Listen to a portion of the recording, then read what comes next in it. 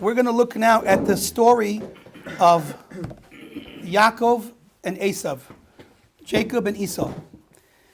So the story begins with, of course, the marriage of Yitzchak and Rivka, the matriarch and patriarch, the second generation. And after a long time of not being able to have children, Yitzchak and Rivka pray for children, and in the end, God answers Yitzchak and grants his wife with children. She's expecting, and she's not sure what's going on. There's a lot of very volatile in her stomach. The kids are already fighting. You have kids, twins at home. The competition between kids can be stressful. So already she's got this experience within her that's she doesn't know what to do about it. Now let's just think for a moment. She wasn't a foolish person. She was a very wise, very spiritual person. So if she was going through the normal problems that pregnant women go through, she would not have lost her mind and said, I have to go seek God and find out what's going on. Obviously, she was suffering in an extreme way more than the other women that are having children. So she went to ask God, what's going on? So she went to a prophet, obviously. If she wants to know what God has to say, although she herself was a prophetess, she still went to someone else to give her the godly advice that she was looking for. And she went to Shem. Shem was the son of Noach. And he was, in fact, at the time, one of the leaders of the generation when it comes to spirituality and divine service. He was also a prophet, or at least, according to Rashi, he had Ruach HaKodesh, which means he was able to speak for God on whatever level we want to define. That's already a discussion in of itself, whether we define him as a prophet or just someone who had an ability to communicate divine messages on a lower level than prophecy. Either way, she went to him for answers. And here's what the Torah records, his response to her asking, why am I going through all this? So the Torah says that God said to her, through Shem, the prophet, Shnei, we read the word goyim. Shnei goyim, 2 nations are in your stomach. Ushnei leumim mime'ayich yiparedu, and 2 regimes, Rashi defines a regime as a rulership. Two malchut, kingships, will separate from within you, and there'll be contention between them. Ula'om mil'om ye'ematz, and there'll be contention between the 2 regimes. And in the end, v'rav ya'avod tza'ir, the elder will serve the younger, or the many will serve the less. Okay, different ideas to understand. And that's his answer to her.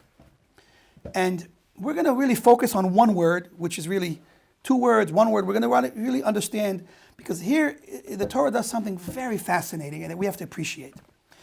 When we read the story in the Chumash, we realize this is obviously not just a storybook, it's a lesson, it's a book of lessons. These are teachings, divine teachings. And when we get used to a certain pattern, a certain system that's normal, we accept it as normal. And when something's out of the ordinary, so that's saying, hey, something's going on over here. We have to pay attention to the out of the ordinary things, whether the story content is out of the ordinary, or whether the style of presentation is out of the ordinary. So this is what we come to the word. I said that there's the word written in the actual Torah itself. The Torah scroll writes the word Geim. It's Gimel Yud Yud Mem. Yet the tradition that was handed over from God to Moshe was to read. When you read the Bible, you should read the word Goyim. So the first Yud in the word is being changed to a Vav when we read it. And this is it's called a Kri and a Ketiv. There's a tradition of what Moshe was told to write. That's the Ketiv, that's the written version.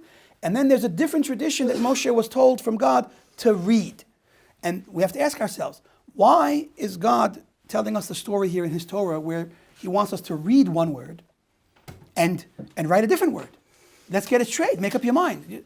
Let's be consistent. And this in a bit of a deeper sense, a more practical sense, brings us to an important question. What did Shem tell her? Which word did Shem tell her? Did he tell her Goyim or Geim? What did he tell her? Is the essential message what we read, or is the essential message what was written? Did he tell her one of the 2? Did he tell her both? And this is really what we want to get into to appreciate right now. The deeper understanding of this method of having 2 words functioning here, one that seems to have a bit of a priority and one that's secondary, but why 2? Why not just one? And if he said both, why not make them both priority?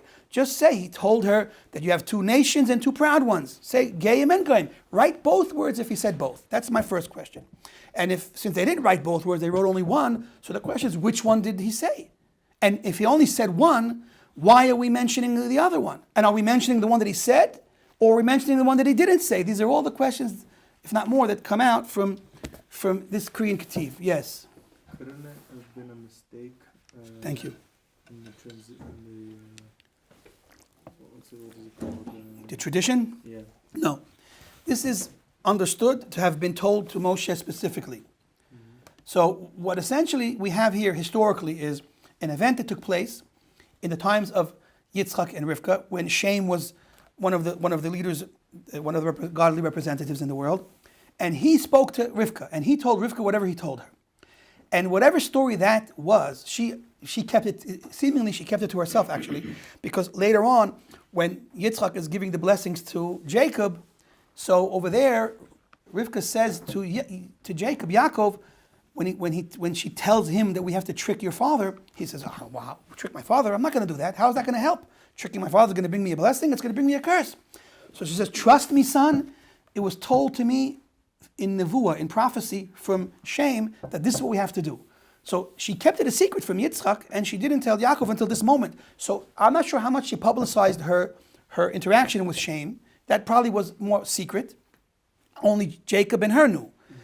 Much later on, now God is recapping the history of the story of the patriarchs, and He's the one that's telling Moshe, write down the word Gayim, Gimel Yud Yud Mem, but when you read it to the people and when you read it publicly, you have to read the word Goyim. So first, what does the word Gayim mean? We skipped what it even means. Gayim means proud ones, and even that's difficult because two Yuds is not how you write the Gayim. Really, you write an Aleph. But they say that the Aleph and the Yud can be switched, so it means two proud ones. That's one of the pshatim that we accept. So it's two proud ones and two nations. And now we want to make sense out of the whole story. That's what we want to make sense of now. Okay, everybody, any more questions before we go further? Any suggestions? Has anyone had a divine, flashlight go off and you have answered all these questions? Okay, so before we begin with trying to really work out how the verse should read and the bottom line, what did he tell her, let's start with a very, very important explanation to the general story of Yaakov and Eisav. A general story, what really is going on between them. So for this, we're going to turn to one of the greatest rabbis of the 1700s, the Khatam Sofer, unbelievable sage, Jewish leader. He writes an explanation that, in my opinion, is not a drasha. It's not a devar Torah. It's not a Torah thought. It's itself almost prophecy. I would compare it more to a prophecy in and of itself, which we don't really have full prophecy, but it's like Ruach HaKodesh. It's unbelievable. It blew me away, and I hope you're going to also appreciate his idea, his chidush, his novel way of appreciating the story of Yaakov and Eisav. So to understand that, we have to start first of all with Rashi. Rashi explains on this exact word, this Korean Ketiv, Gayim and Goyim. He says, who is this word a reference to?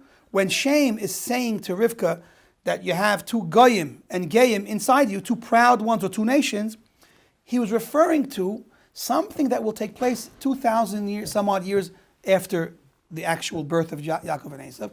He was referring to Rabbi we call is Rabbi Yehuda Hanasi. He was one of the great Jewish leaders around the Common Era. He was in some way like a continuation of Moshe Rabbeinu, and they called him Yehuda the Prince. He was unbelievable. He wrote or compiled the Mishnah, and in doing so preserved the oral tradition in a way that we would have probably lost most of it if not. Officially, it was forbidden to write the oral Torah and publish it. He understood that if we don't go against the Torah that forbids writing and publishing the oral tradition, we will lose it. So in this case, we have to break the Torah in order to preserve the Torah. The verse in Hebrew is Eit la'asot la'Hashem, heferu Toratech. It is a time to act for God. The simple reading is because they're abrogating or they're destroying your Torah. Here we darshan it. If we don't act for God right now, our Torah will be destroyed. It'll be we will lose it. And so he took the authority as the Jewish leader of his time to do this, to compile the Mishnah. And it's thanks to that we have the Old Torah today. He had a companion, he had a friend in his time, Antoninus, which was the Roman leader. Now, usually the Roman leaders were not really so friends with Jewish leaders, but this was like the one time in history where the Roman leader, Antoninus, befriended Rabbi and even admired him, and according to tradition, ultimately learned from him as his student and converted to Judaism, secretly, because otherwise it would have caused a lot of problems. Is that Nero? I don't know who the historical name transfers to. You could do your research, but Antoninus is the tradition that we have, what we called him. So Rebbe says that when the Torah tells us that shame mentions that you have two proud children in you, and here we're going on the word proud, those two proud children that are in you will ultimately be, several thousand years later, will be a descendant of Jacob, who you're going to give birth to. So one of his descendants around the common era, Yehuda Hanassi, so he's going to be that proud one that comes out from Jacob, and there'll be a proud person that will eventually come from Eisav in the same generation, Antoninus. Those are the two proud people that shame, or this verse is hinting at to Rivka, or we have to also, at this point in time, maybe not to Rivka. Maybe Rivka never heard this. Actually, it's more practical and plausible to say that she never heard this. This could be an idea that the sages are revealing after the fact. Okay, we'll have to explore all of our options. So, the Khatam Sofer is really, really bothered by this comment that Rashi makes. Why? Because Rashi himself reveals his intent in writing a commentary on Chumash. Rashi did not write a commentary on Chumash to just collect every wild idea that we can think of, or every wild idea that the rabbis understood. I use the word wild, but I want to take that back. I don't mean wild to our perception. They had a divine communication with understanding the essence of the Torah. So, but it's called drush, meaning it's a different path or a different level of understanding, and it's not the pshat. It's not the simple meaning. So I called it wild because we're going to be like, whoa, like this, even this. You know, we're following a story, right? You're watching a movie. Imagine watching a movie and some pregnant woman that's having a lot of problems goes to some rabbi to ask him for advice, and he's a very spiritual rabbi, so he can actually connect and with Ruach HaKodesh and tell you something. What's he going to start talking about 2,000 years from now? He's going to talk about what she's asking now. Me, the two children in me, not the two children that are going to come to me. I don't care about, how much do I care about them in 3,000 years? I have to deal with now, not 2,000 years from now. So it's a bit wild that Rashi, he says himself, my focus is on only helping you understand the simple reading of the text. So if Rashi came to explain the simple reading of the text, so what should Rashi be focusing on right now? Today he should be focusing on Rivka and potentially Jacob and Eisav, Yaakov and Eisav that are going to be born. Not 2,000 years later in Antoninus and Rabbi. Who cares that they come from them in this context? So Rashi is really seemingly off the simple meaning. He's off the point of the actual story that's taking place. He's somewhere else. And Khatam Sofer calls him on it and says, hey, Rashi, what are you doing? This has nothing to do with the story. Why are you commenting on something that has nothing to do with the story? Your focus in your comments is to speak about the story. So how does this help our story? How does it help us understand about Yaakov and Eisav right now that are inside of Rivka, yet to be born? How does that help us? So listen to the unbelievable Divrei Elokim Chaim, the words of the living God that comes through the Khatam Sofer. And of course, he, in his humility, credits it to the sages who hinted to it all in their statement, which Rashi understood as well. So he's really just telling us that the sages know what they're talking about when they mention this. And Rashi knows that it's actually necessary to understand the pshat, and he's going to show us really what's going on. So he says like this, things we might not have already known, let's just listen up and get some new information if that's the case. Today, we understand the concept of Yisachar and Zvulun. These are two brothers that were part of the tribes of Israel, sons of Jacob, that made a partnership. They made a partnership realizing that, listen, navigating the difficulties of life in a real physical world, so we need money. We need to build homes. We need to be involved in agriculture. We need to raise cattle. We need to do a lot in order to sustain ourselves because we have to live body and soul. If we would live all souls, we could just meditate all day, but we're not. We're body and soul. So they said, look, we can't be professionals at both. To be professional at learning Torah and being the so to speak, rabbi of the people, So that's a full-time job. And to provide physically for a family is a full-time job. So let's make an agreement right now. We can't do both. I can't do both, and you can't do both. And if we try to do both ourselves, so how much can we fully accomplish? We'll be lacking here and there. Let's make a partnership. We will take care of, our family will take care of making a living, the agriculture and the produce. We'll do all of the work, and we'll make the money, and we'll share it with you. You do all of the rabbinic, biblical Torah work. You become our spiritual guides and spiritual leaders, and share the reward with us. So we'll be partners. That way you'll succeed fully. It's okay. I mean, it's probably going to go off. You could stay where you are. He's escaping. Oh. He's going to let us burn. It's over here? Burn Okay. there. Oh, he was closing the door. Okay, so I'll continue. You will succeed fully in your divine mission, and we'll succeed fully in our divine mission, and we'll share. That is the deal between Yisachar and Zvulun, this great partnership that we still talk about and in some ways try to tap into till today. So the Chatam Sofer explains that in essence, Yaakov and Eisav were meant to be this partnership that is represented in Yisachar and Zvulun. Really, Yaakov was meant to be the spiritual leader and guide of the Jewish people, and Eisav was meant to be the physical, in charge of all the physical. Eisav was meant to provide the physical work, the building of homes, the building of schools, the building of roads, agriculture, and what's the term again for cattle? And what's the official term for having cattle? And what's the official term? What is that person called? That livestock. They're taking ranch, or whatever it is. There's a term for it now, and in my ignorance now, everybody knows how ignorant I am. He was supposed to do that. He was supposed to be in charge of making sure there was food, which we believe in eating a good piece of steak. That's what we believe in that thoroughly. I believe in that thoroughly.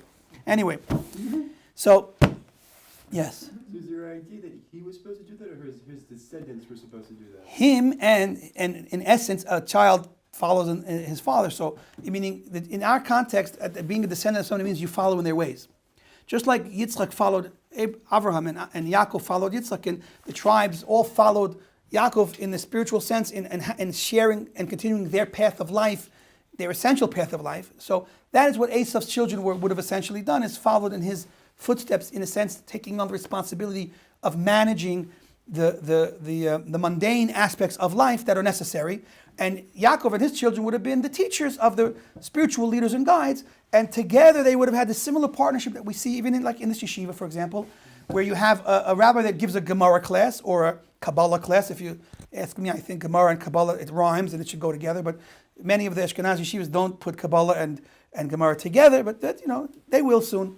Anyway, so you have a rabbi that gives a Torah class, and you have another man walking around with a beard that's also a rabbi that takes care of paying the bills and making sure that there's air conditioners and beds and tables, for dining room tables. He takes care of the physical component of the shul. You need both taken care of. You can't have only one and not the other, so you need both. So life necessitates this type of partnership. Real success and continuity requires that we have all of our bases covered, and that requires expertise in so many areas of thought that better to divide. Let one person handle running the physical components of a yeshiva, of a shul, of a synagogue, and let the rabbi and the other rabbi assistants that deal with giving the classes and the spiritual speeches and being the spiritual guides and teaching them the laws of how to follow. So that's the idea of the partnership, and that is the ideal way to accomplish. Really, what it is that's the ideal way to accomplish maximizing both areas, where you don't miss here and you don't miss there. And that's why Yisachar and Zvulun said this and did this. And that is essentially what Yaakov and Eisav represented. This pre-Yisachar and Zvulun union of brothers, twins, that like body and soul, really, spiritual and physical. Yes. I don't want to jump ahead too much, but I know when Yitzchak was giving the bracha with the intention of giving it to Esau, it was for his descendants and not for him himself. Because why would he give it to a Russia? No, he was giving it to Eisav. There's an answer to your question. It's important, and which we'll get to in a moment anyway, so we'll elaborate more in another moment. But it's a very good question you're asking. We'll get to it in a moment. Okay, so now that we have this foundation, this innovative foundational thought from the Chatam Sofer that Yaakov and Eisav were meant to be spiritual partners in fulfilling the divine will together in creating the Jewish nation on both fronts. The physical that corresponds to the body and the spiritual that corresponds to the soul. So it's a whole new way to look at the story of Yaakov and Esau. Now, we have to also appreciate that when we say that they were going to be partners, obviously Esau had to accept that the more important, ultimate role is the role of the soul. And the physical is on some level a means to an end, but they're both important. And that's why they're both called proud. Because to be in charge of the area of the physical was going to be his accomplishment to take pride in. And to be in charge of the spiritual teachings, it would have been Yaakov's job that he would take pride in. They would both be proud of being responsible and succeeding in building both of those areas to their fullest. And we're talking about honor that was due to each of them. Now, why were they split this way? So you can ask the same question, why is the body physical and the soul spiritual? Hashem made a body to be a body and a soul to be a soul. God created Esau with a certain type of spiritual disposition. He had a nature inside of him that he could not change or control. And Yaakov had a nature already inside of him that he could not control. God made us the way he made us. We all were made a specific way by God. That's not our fault. And it's also not our credit. What we do with it is a discussion that we're going to get into more, which is our fault or our credit. But how we were created, that's all in Hashem's hands. So let's point that now to Yaakov and Eisav. So Yaakov was created to be the spiritual leader of the world. That means he had a disposition towards spirituality. Eisav was created to be in charge of the physical components of the world. That means he had a physical nature, and that was his dominant feature. And now we can appreciate the verses that describe them at their birth. Yaakov was called a pure, like perfect person that would sit in the tents of the study of Torah. It says tents in the plural. So there are different ways we can appreciate why it says tents. Why not just say the tent? Ultimately, we have one teacher, God. So say he would sit in God's tent and learn the divine wisdom all the time. Why tents? So we could say that one tent is the revealed part of Torah, and the other tent is the secrets of Torah, meaning Kabbalah and also Gemara. That's one answer. You could also say that he sat in the tents of Shem and Ever, because in Yaakov's time already, there was Shem and Shem's son that both taught, and Yaakov learned by both of them. So we would say Shem and Ever, that the two tents, Shem and Ever. Okay, those are two different ways to appreciate the different tents that Yaakov would sit and study in. I like the first one because it encompasses the totality of our Torah. God told us things that we have to do in a physical way, but he also gave us spiritual concepts that are also as true and important as the others. So anyway, back to Eisav now. Eisav is defined as a man of the field. A man of the field that would go and catch food, animals, and that was his main tchuna. His main field of his nature was to be more of a doer. We'll call it a doer. He would go out and get the job done. Go and catch an animal and prepare it for a nice meal. He made sure we had what to eat. That was the type of person he was. And when the Torah says it at their birth, what it's essentially saying is that's who and what they were. That wasn't just a jacket that they put on. When you get a job, you put on a uniform. It wasn't just a uniform that they wore. This was an expression of who they were in essence, from their souls. This was the design of their souls, not just an external uniform that they put on to do a job. Okay, now, with that said, there's another thought that I want to touch on.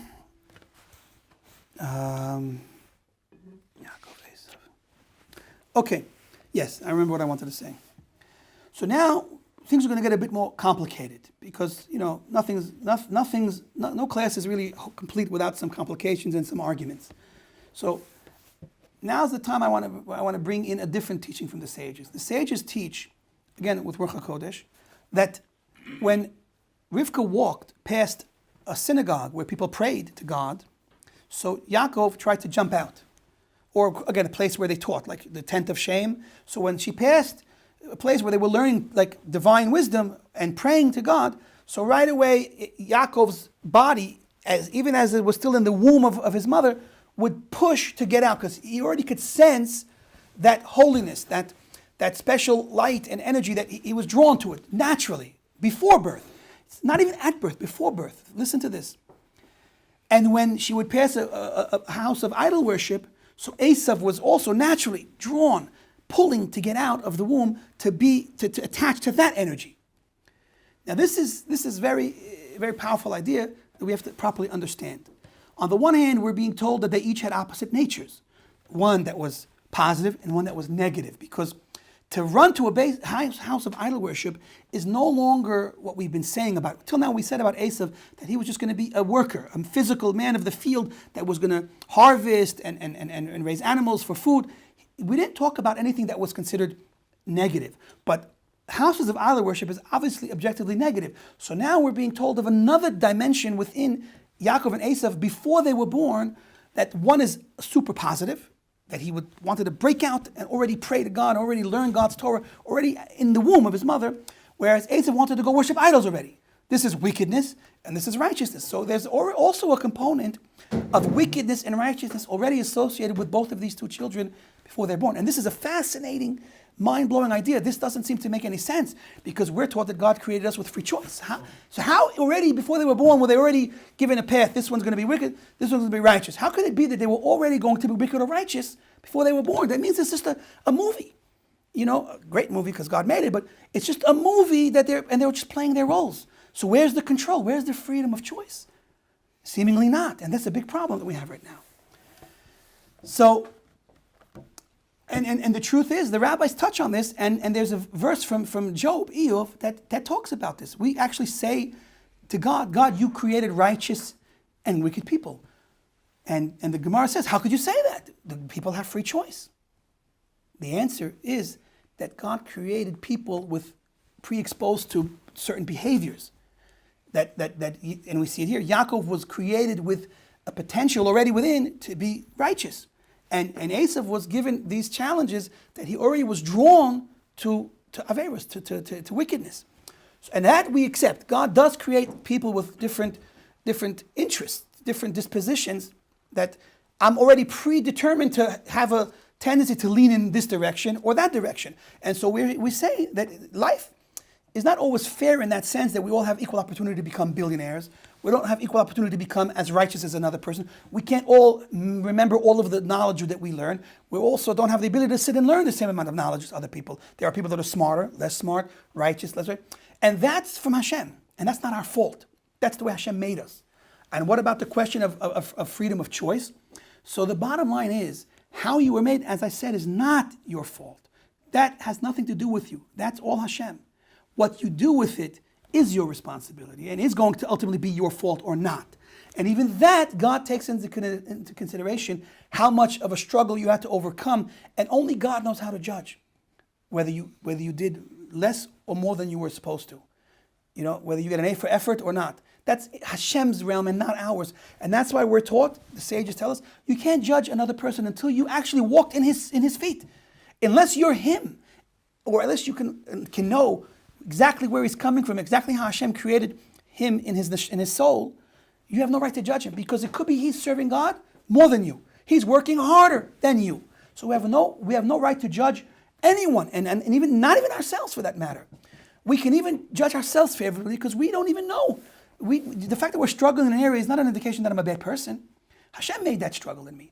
What do I do with it? Did I try my best? And we don't know. Sometimes we think we tried our best. Let us leave all the judgments to Hashem. You know why? Because he's much nicer and much kinder than us, even on our own selves. So we should just let God do all the judgments, and we shouldn't judge anyone. We need to accept and try our best to love everyone. Everyone. Your fellow, it's a mitzvah in the Torah. And when we start looking at the people, oh, you're not dressed modestly. Oh, you're not following the halachas. You're not keeping Shabbos. You're worthless. We're falling for the biggest trap and the worst mistake we can make, and it's all from the Yetzer. It's all from haughtiness and ignorance. The religious are not supposed to look at the irreligious and say, we're better than you. The opposite. If we were in their shoes, we might be far worse than them. And this is, Moshe Rabbeinu teaches us this lesson. He says that he was humbled from every person that he would see, because he was able to say that if I was created with what God gave him, I might be worse than him. So therefore, in theory, he's better than me. And the Ramban, Nachmanides, also says, when you look at a person that sinned, you should say, he sinned by accident, but I sinned on purpose. Always favor the other person. Never be harsh on the other people. And that's the truth. That's the truth. How many people really are doing what they do with full intention? They're sleepwalking, they're dreaming. This world is so confusing and so busy that nobody really thinks straight anymore. They're not so responsible as we want to make them out to be, yes. Wait, so on that mentality, why are we putting ourselves, why are we being so critical to ourselves? If we're going to be fair in our judgments to other people, why are we seeing so harshly to ourselves? So I'll tell you, I hinted already to being also fair with us. That's what I said. In fact, right before your question, I mentioned that we should also judge ourselves favorably. But in truth, we shouldn't give ourselves that license to disregard our shortcomings and our mistakes, because we have to tell ourselves that we need to do better, because we know what we're thinking and we know what we're feeling. Meaning we really know if we did our best or not. Someone else we can never know. So him we have to judge favorably. Us, we really have a choice. And I think today's day and age, the positive reinforcement really should apply to ourselves as well. You know, if we're going to be our own life coach, so screaming and yelling and talking about every mistake we make is not, I don't think, going to encourage us to be better and do better. I think we need a balance of positive reinforcement from ourselves, but also being realistic, not living in a false bubble that we create, a disillusion. We want to be real, but also, positive. Good advice. Okay, excellent. So let's answer the question of Yaakov and Eisav now. So did Yaakov have free choice, or he was just a tzaddik robot? Yaakov was just going to be a robot? He's a tzaddik robot, or did he have free choice? Of course he had free choice. And it was up to him to maximize his potential. And the truth is, he was expected to accomplish a lot. Had he accomplished less, Hashem might have been critical of that. Eisav also had his challenges. Eisav was predisposed to being wicked. His job was to fight against that inclination as much as he could and make the most of what Hashem gave him. And it's on his decision to give up and to hate the portion that he got from Hashem and to reject Hashem and to reject the path of righteousness is why ultimately he's called wicked. Not because he had that potential, but because he gave up and he allowed that potential to dominate him till he became an absolutely consumed wicked person, where he became the chariot. He became basically a physical embodiment of the evil inclination, of the Samach Mem, the root of all evil. He chose in the end of the day through his free choice to represent evil. And that is what he's called a wicked person for. Not because he had a hard fight to fight, but because he gave up on that fight and chose in the end to go and to increase in the wrong direction. Okay? That's why he's called wicked. So he did have free choice, and he could have turned his life around.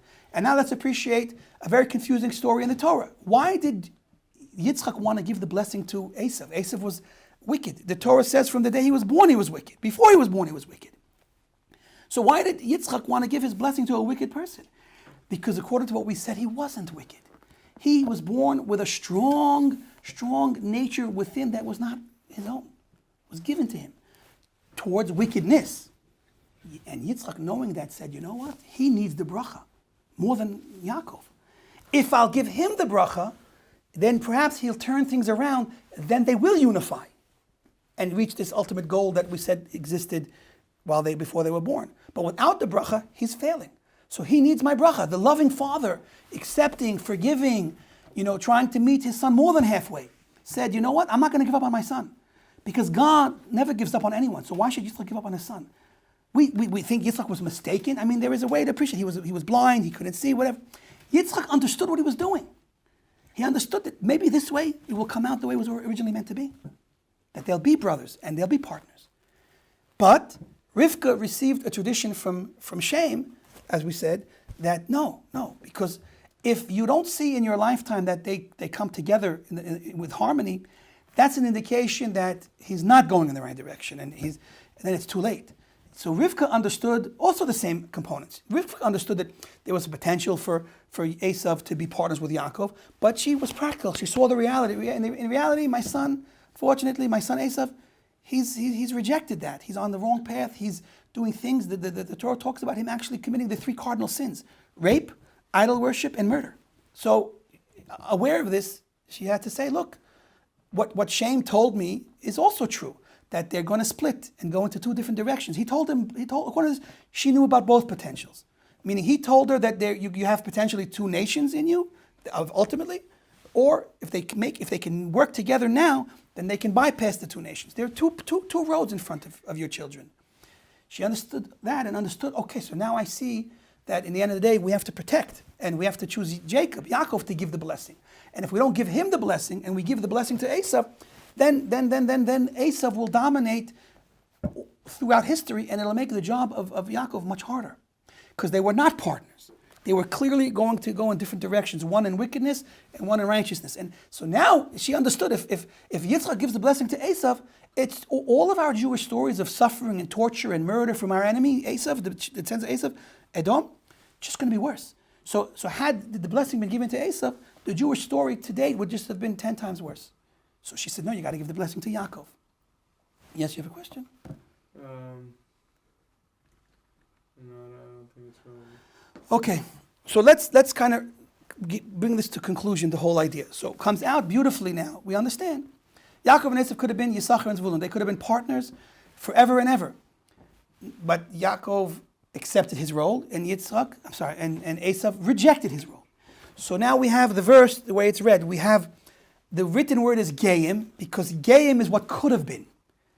And if they lived up to that potential, it would have stayed Geim. We would have never seen the word Goyim. But it didn't work. And in the end, ultimately, they couldn't partner up in their lifetime. So it's going to end up coming out to be two separate nations that are going to be fighting. And so now we have to read the word Geim as Goyim, because that's what ultimately came to be. And the reading is the Iker. But Hashem said, I want you to know what could have been, because it's important to know what could have been. So the Torah could have just written the word Goyim. And we would have read the whole story, and we would have thought, oh, that Esau the Russia, worthless. Why did God create? God wishes he never created him, and that's not true. That's not true.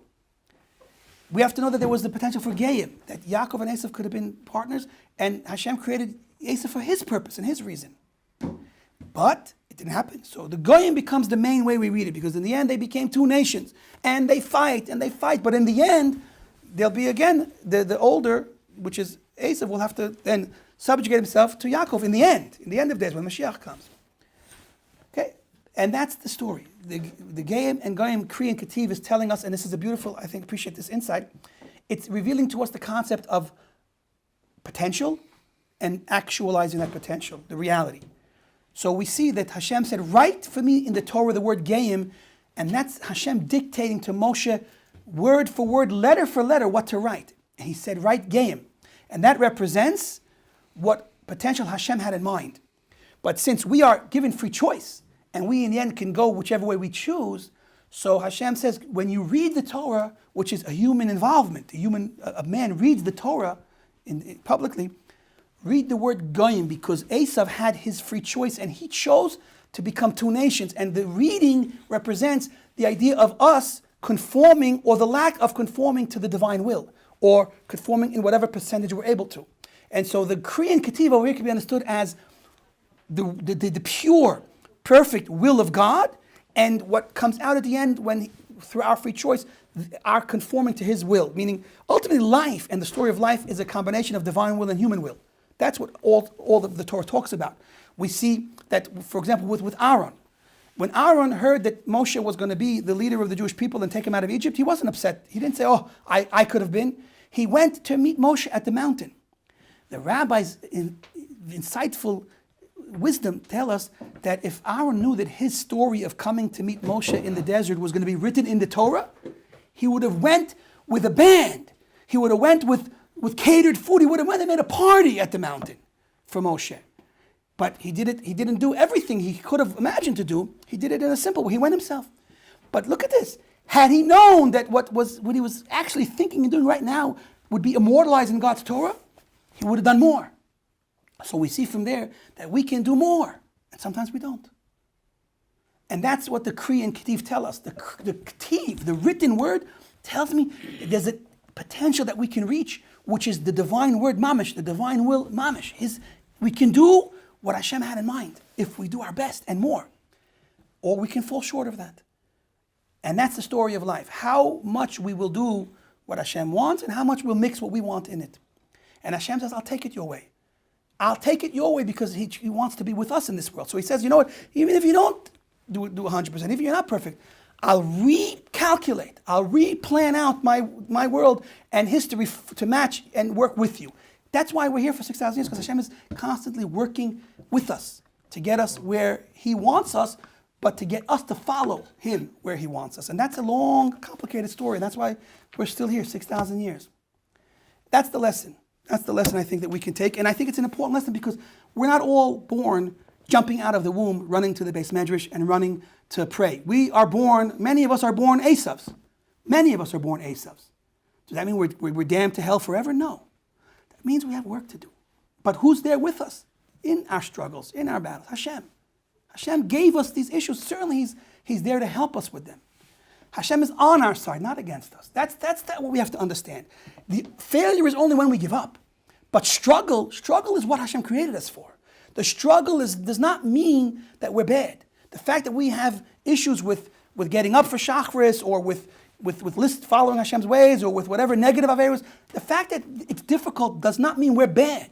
It means Hashem has a lot of faith in us and gave us a lot of struggle because He knows that in the end we're going to accomplish it.